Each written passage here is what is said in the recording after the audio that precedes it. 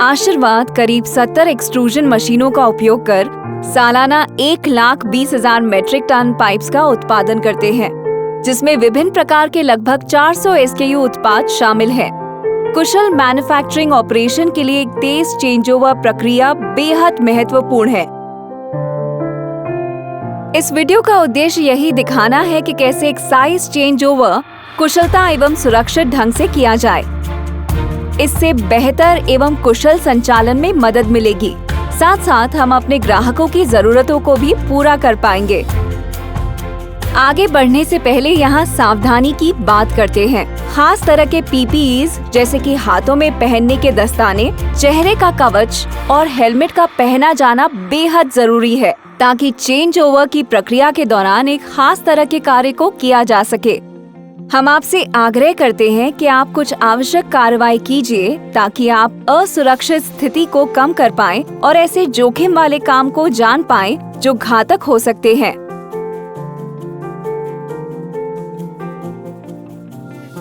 आइए आपको size changeover की प्रक्रिया दिखाते हैं।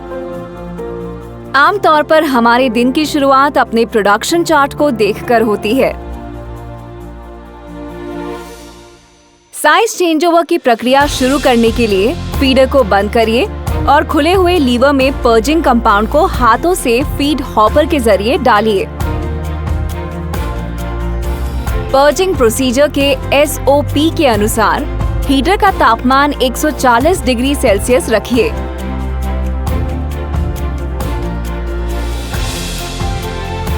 लगभग 10 से 15 मिनट बाद जब पर्जिंग कंपाउंड डाई से वापस आ जाए तो एक्सट्रूडर लाइन को शट डाउन करिए।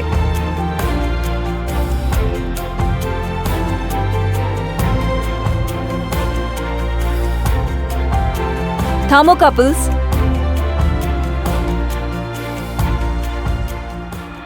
हीटर्स,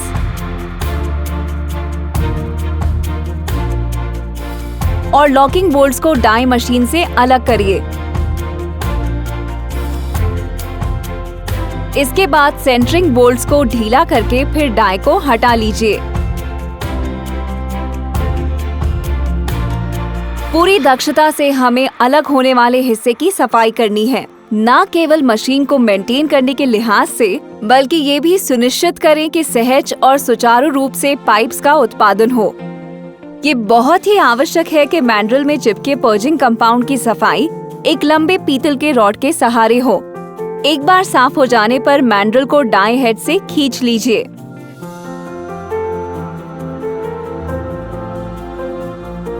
प्री हीटिंग से पहले डाई हाउसिंग के पार्टिंग सरफेस को साफ कीजिए और सारे संपर्क स्थान पर ग्रीस लगाइए।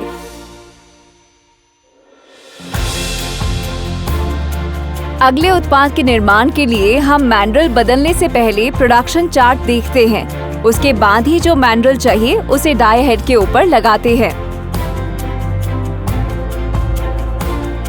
ऊंचे तापमान वाला ग्रीस बोल्ट्स पर लगाएं।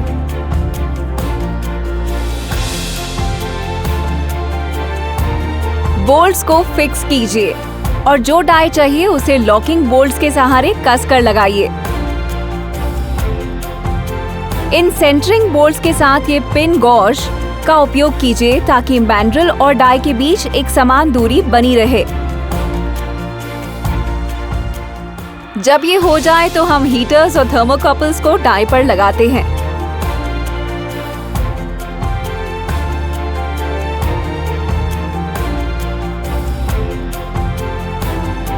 जब डाई लग जाए तो तापमान 140 डिग्री सेंटीग्रेड पर सेट करिए और इसे पहले गर्म होने देते हैं, जैसा कि आपको ऊपर प्री हीटिंग चार्ट में दिख रहा है।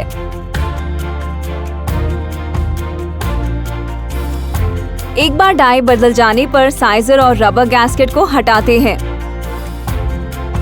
साइजर का साइज निर्धारित रहता है। प्रोडक्शन चार्ट को देखते हुए इससे संबंधित कोड के अनुसार साइजर को लगाया जाता है। एक बार साइजर चुनने के बाद रबर गैस्केट को वैक्यूम स्प्रे टंकी से लगा देते हैं, जो VST भी कहलाता है। जब डाई पहले गर्म हो रहा है, VST में स्प्रे नोजल्स को साफ करिए और पाइप के साइज के अनुसार ही मैनिफोल्ड में कोई जरूरी बदलाव करिए। साइज को बरकरार रखने के लिए प्रोडक्शन चार्ट में देखिए। जो भी पाइप साइज आप चाहते हैं उसके लिए कटर को सेट करिए और हाउलर कंट्रोल सेटिंग का उपयोग करिए। जब प्री हीटिंग का सही तापमान 140 डिग्री तक आ जाए, उसके बाद बुश के बोल्ट को फिर से कसिए और प्रोडक्शन चार्ट के हिसाब से डाई हेड का तापमान सेट कीजिए। फिर डाई को लगा दीजिए। जब अपेक्षित तापमान तक पर्जिंग कंपाउंड आ जाए, तब एक्सट्रूडर चालू कर दीजिए और फिर फीडर चालू करिए। जब आप डाई से पीवीसी का ढेर निकलते हुए देखें, तो एक सीधी रेखा में बने रहने के लिए आप अपने हाथों से पीवीसी को हॉलर तक ले जाइए। सेंटरिंग बोल्ट से बदलाव करने पर हम एसेंट्रिसिटी पाते हैं। जो पाइप डायमेंशन हमें चाहिए, उसके लिए स्कैनर की सेटिंग शुरू करने के लिए स्कैनर एसओपी का पालन करिए। पहले पाइप को नमूने के तौर पर क्वालिटी स्टैंडर्ड के मुकाबले जांच के लिए रखिए। अगर पाइप की मशीनी गुणवत्ता अनुकूल नहीं है, तो एक्सट्रूजन मेल्ट तापमान को तब तक ठीक करिए जब तक वह सही विशेषता तक नहीं आ जाए। पाइप की सही आयाम क्षमता को पाने के लिए स्कैनर में बदलाव कीजिए। इसके साथ ही आपका साइज चेंज ओवर अब पूरा होता है।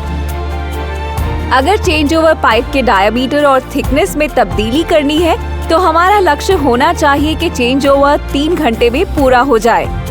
चेंज ओवर जिसकी जरूरत बस एक बदलाव है, जैसे कि पाइप की थिकनेस, वो केवल 1 घंटे में पूरा होना चाहिए।